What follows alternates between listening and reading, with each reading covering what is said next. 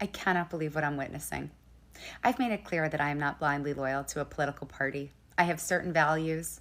They haven't changed, but apparently political goalposts have.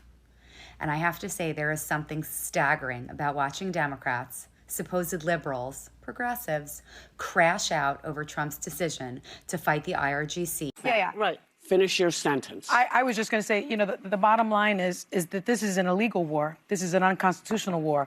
Only Congress can wage war and declare war. And so that's the first thing. I think we have to call a thing a thing. So this is an illegal war. This is a presidential war. I will also say, crash out over Trump's decision to fight the IRGC.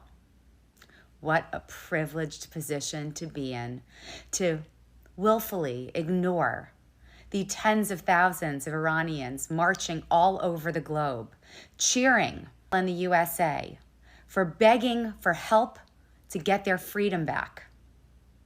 What a privileged position to be sitting in your homes here in the States and not have to run to bomb shelters 20 times a day because the regime is firing ballistic missiles at you. How frickin' lucky for you. Well, it seems like your Trump derangement syndrome, and that is indeed what it is, has prevented you from finding a spine and integrity. Because integrity demands that even when it comes to people we don't like, we acknowledge the things they do that are good. And whether you like it or not, you human rights activists, fighting the IRGC, getting rid of a regime that has terrorized its population for 47 years. And America, if you can't see that cutting the head off the snake is a good thing, you are pathetic.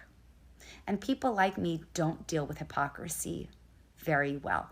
She actually put this out without blinking. At some point, I saw this video, the way she started it, I knew she was up to something.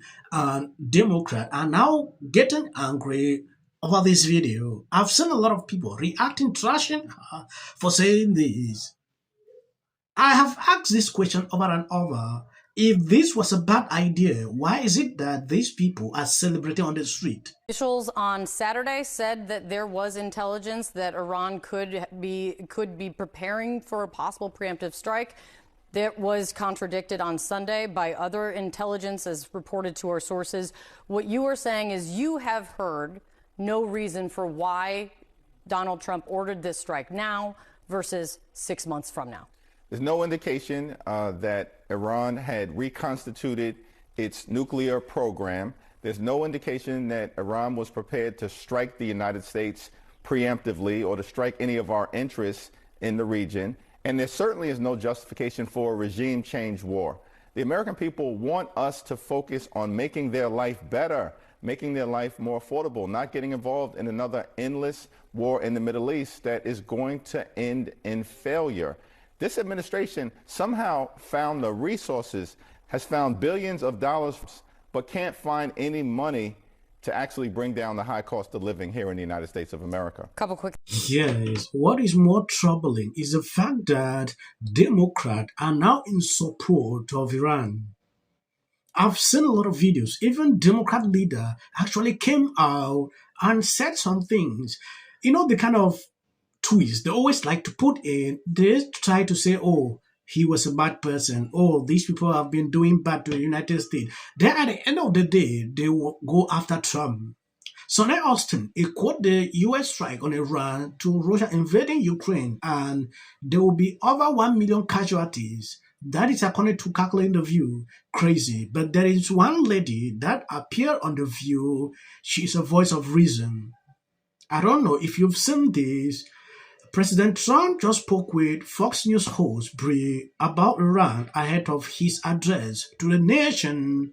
This is what he said. I just got off the phone with the president. He is very pleased with how things are going. Obviously, is disheartened about the loss of life, and there may be more, he said, along the way. But as far as the progress, he said they are ahead of where they thought they would be. I want to read some of these quotes that I that I asked him and how he answered. He said that as far as a plan, they do have a plan, always had a plan. The intelligence, the level of intelligence that they've had up until this point is truly amazing. I asked, so what you're saying is that you know there is somebody on the ground in Iran that is going to rise up. Quote, yeah, I feel there is. I feel that, and some of them are no longer with us, to be honest, because it was 49 leaders that were taken out. That was going to take 4 weeks, we thought, to get rid of the Iranian leadership. And it's always, you know, if they hide, it's a lot longer than 4 weeks. And they would have been hiding. We were shocked when we heard what was going on for attack in the morning, having to do with winds and sun and a lot of things.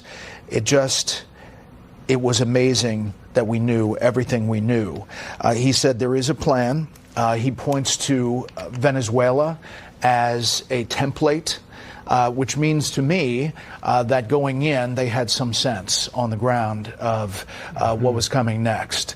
As far as the military operation, he said there is no greater military in the U.S., and he was praising General Kane, the chairman of the Joint Chiefs, and the Secretary of War, Pete Hegseth, for the news conference that he just watched. Cut and dry, as he said, central casting, and they have a job to do, and they're getting it done. Wow. So from the President of the United States, he is pleased, does believe that this is going faster than they thought, and he believes that 4 weeks is something that they had put as a kind of calendar. This is exactly what Democrats don't want to see. They don't want to see things like this. At some point, some are saying, oh, Trump wants to distract people from these fires that just came out recent. He decided to do this, so people should forget talking about it.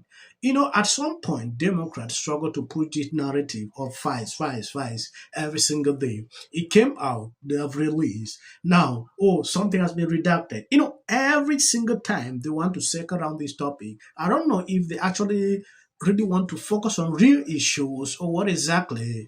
I watched Cackling the View. This is what they had to say. Pathetic. But I also have such anxiety. I am furious that we are going into war yet again without congressional approval. I am furious that the American people have not been brought into this. I am furious that we are doing this alone. Yes, it was part of it.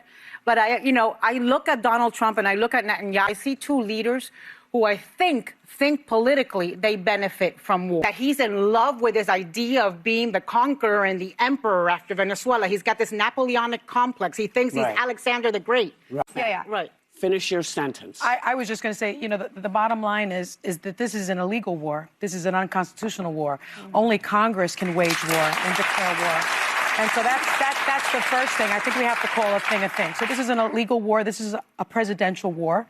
I will also say, I think what Anna was about to say, did the regime really change? No. At this point, Donald Trump has come out and said, I had some choices. America first. I think people that voted for Trump, I was not one of them. I think you were. Those people wanted America first. I proudly voted for Trump because the alternative was not great, and we would absolutely be under the wrong power if the alternative. But let me just finish. I'm going to stop everybody because we're going to go and come back, and we can continue the conversation. Respect where you come from, Anna, on this, and your ability to broadly think about it and have heart in it.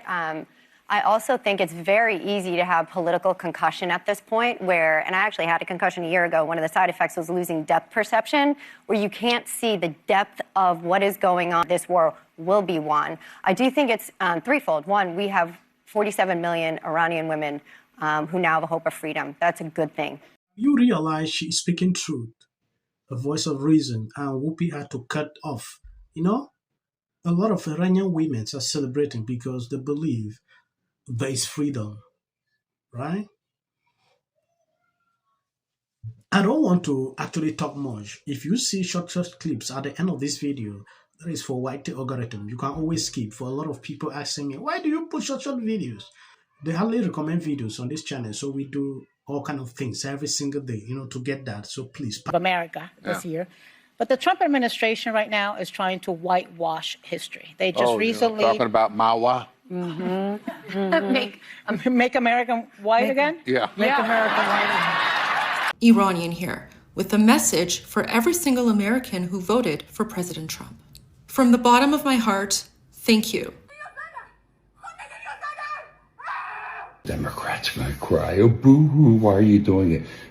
This triggered her. How do you square the no war promise with the potential of a protracted war? Well, first of all, the president has consistently, over the course of his entire public life, said he will never permit the Iranian regime to have a nuclear. That's why he took action last summer. And that we got here just moments after initial reports, initial rumors. And we can go out there and do all that stuff. So Explain what this is, the words. Well, apparently, in this document, our chamber is chanting USA. This is a sick person. The first lady. I was there, and it was as horrific as I thought it would be. She wasn't the only one. Look at SOT 35, CNN's Abby Phillip. But he utilized almost like these game show type moments where you're seeing awards being presented. They're just so disgusting. Of course, he chose Amy Coney Barrett for the bench. She was one of the justices who did not vote in his favor and did not shake her hand there, ruled against. All right, these little drama queens. Here's the video. He shook everyone's hand. Everyone. There's the Chief Justice. He did shake Elena Kagan. Here goes Brett Kavanaugh. And there's Amy Coney Barrett. All of them got their hands shaken, to the point where they had to come back on the air and say this in SOT 33. But we should point out as he walks in, he's pretty close to the justices again as he comes down on the floor, that he did shake their hands there this evening. There were a couple of shots that they showed, one of them making it very clear, including Amy Coney Barrett. They thought they had such a juicy moment. No, that's not what happened at all. To get here and to press this country to the border. I stuck in the border. Go Trump! Go Trump! Democrats to stand for the slain passenger in North. Our first priority is Americans rather than illegal. On either of those two, I think they took his bait. Can take away from the joyous moment as all Americans. And why are they putting a medal? Oh, he's already under scrutiny for 1,000 reasons. Viral Patel posted this on X. People on the left are absolutely losing their minds. Because now it's our job. I get suspicious when anybody, whether it's no one should be above scrutiny. I think that Whoopi Goldberg, you might want to think. Isn't their whole testimony? Don't use it as a plot. Person's home. In such emotional turmoil. And Republicans on both sides. So amazing. And wasn't it so great? I don't have anything to add to that. That's it.